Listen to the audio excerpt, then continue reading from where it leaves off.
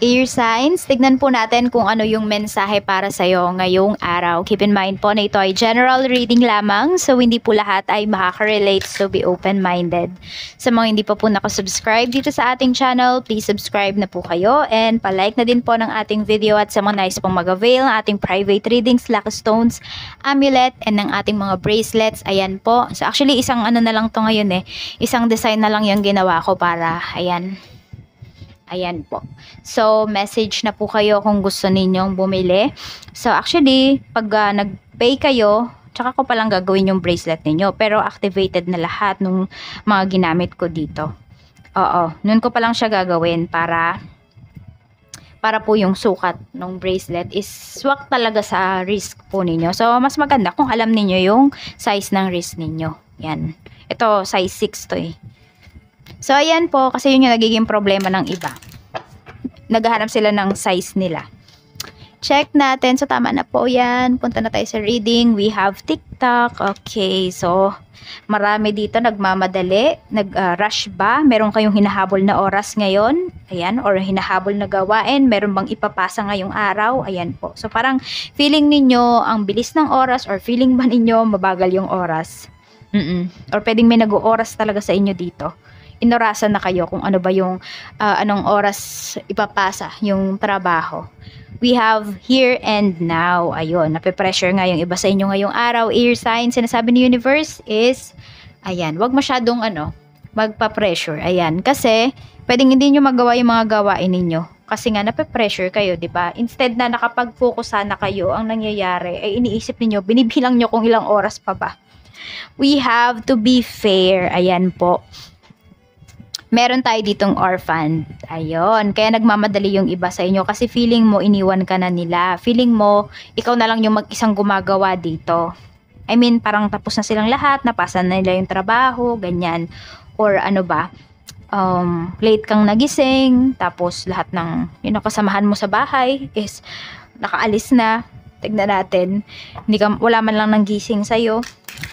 Tignan po natin. Kasi yung iba kasi sa inyo parang you feel left alone or feeling ninyo out of place kayo. Madalas nyo bang nafe-feel yan, air signs? Tignan natin. Spirit guide, ano po yung mensahe natin? Okay, what is TikTok? We have exercise. Ayun, give your time. Self-care ito yung pag-exercise natin. Self-care yan. And sana maging commitment mo yan sa sarili mo, air signs. Ayan, sana air signs magawa natin yan. Ayan. So, parang kunwari 15 minutes o kaya 30 minutes a day, yun. So, parang mag-exercise kayo. Iba pa rin po kasi talaga yung pinagpapawisan tayo dahil sa exercise.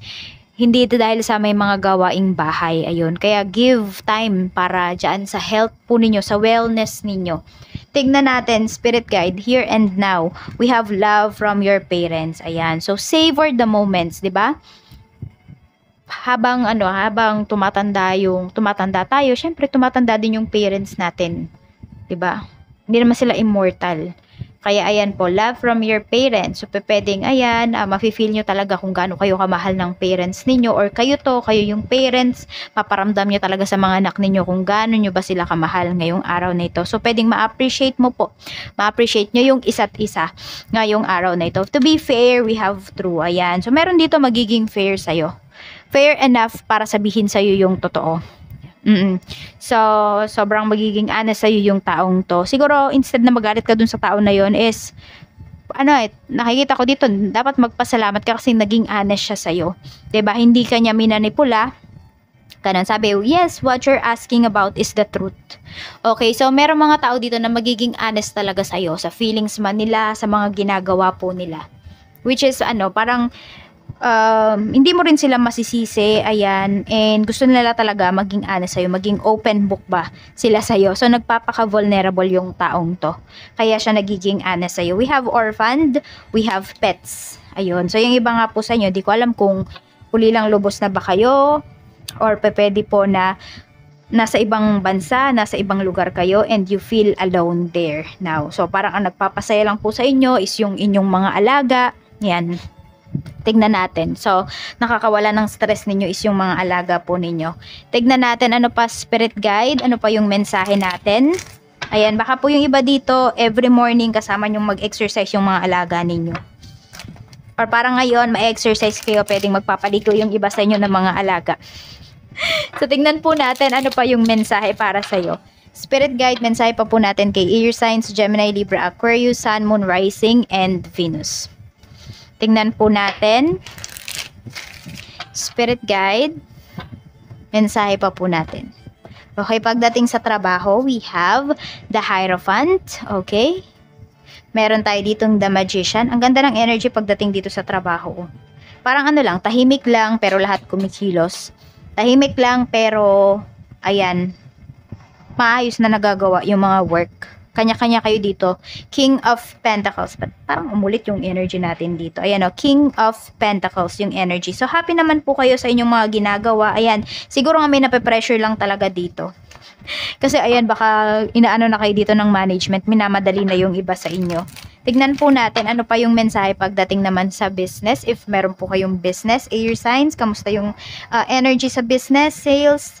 We have the moon, ayan po. So, meron dito uncertain. So, baka po may nagdadalawang isip dito na clients ninyo.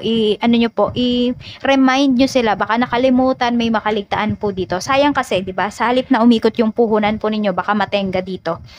We have 4 of Wands, pero masaya. Ayan, masaya. Masagana naman po ang inyong business ngayong araw na ito. 3 of Cups, ayan. Meron ba kayong isi-celebrate? So, baka ito kayo ng mga staffs mo if you have staffs, or yung iba naman po sa inyo kung kayo lang ng family mo or dalawa lang kayo dito sa business mo, or ikaw lang yung nagmamanage, you will treat yourself. Baka meron kang mga o-orderin or lalabas ka kasama yung family mo. So, ititreat mo sila. Meron tayo ditong 6 of Swords pagdating po sa kaperahan. Meron tayong King of Swords. Ayan, marami naman dito. Tahimik lang kayo pero sigurado kayo sa mga kilos ninyo or sa mga gastusin po ninyo. So, ito, minamanage nyo talagang mabuti yung pera. Meron din ako nakikita magbibigay ng pang-travel yata sa inyo. Pang-bakasyon. Ayan po. Or kung may pupuntahan kayo ngayong araw, air signs, manghingi ka lang talaga dito sa taong to. Or, you know, ask for something. Tama ba? Manghingi ka, ganun. Siyempre, nang maayos, bibigyan ka naman niya. Siguro natatakot lang yung iba sa inyo kasi baka ma-reject kayo ng tao na ito pagdating sa pera. Tignan natin, ano pa po, Spirit Guide. Pagdating naman sa mga single pala, we have 5 of Pentacles. So, marami tayo ditong single na ayan, parang feeling ninyo na napag-iwanan na yung iba sa inyo. Ayan yung nafe-feel po ninyo dito. Parang napag-iwanan na ng panahon. So, ilang taon na ba kayo, air signs? Yan yung nafe-feel ninyo. Yan yung thoughts ninyo ngayong araw pagdating sa inyong relationship. We have naman 7 of Cups para sa mga magkarelasyon. Tapos meron tayo ditong 6 of Cups. Ayan po. So, yung person mo mukhang may uwi or may pasalubong siya sa'yo ngayong araw na ito. Actually, parang hindi lang sa'yo. Even kung meron ka mga kapatid, air signs, mas matanda or mas bata sa'yo, lahat yan may pasalubong sa person mo. Lahat yan naaalala ng person mo. So, parang ganun ninyo kamahal yung isa't isa. Yung family ba ng isa't isa? Ganyan. Sa mga mag-asawa naman po, we have 9 of Pentacles. Tapos, meron tayo ditong 8 of Swords. Ito, meron dito. Parang ano ba, lalabas ba kayo ngayong araw? Magmamoling ba yung iba sa inyo? Magsisimba ba? Tapos, dadaan kayo sa kakain? Ganyan. So, meron dito, pikit mata na lang. Pikit mata na lang sa gastos ngayong araw. So, ayun po. You know, nandun yung para mapasaya mo ba yung family mo, mapasaya mo yung asawa mo. So, kahit medyo magastos ngayong araw na to, is ibibigay mo yun sa kanya. Parang reward ninyo sa sarili ninyo. So, ito po yung lucky numbers. We have number 30, 32, 38, and 5. Maraming salamat po. Yan yung lucky numbers nyo. Air signs, ingat kayo always. More blessings to come. Bye-bye!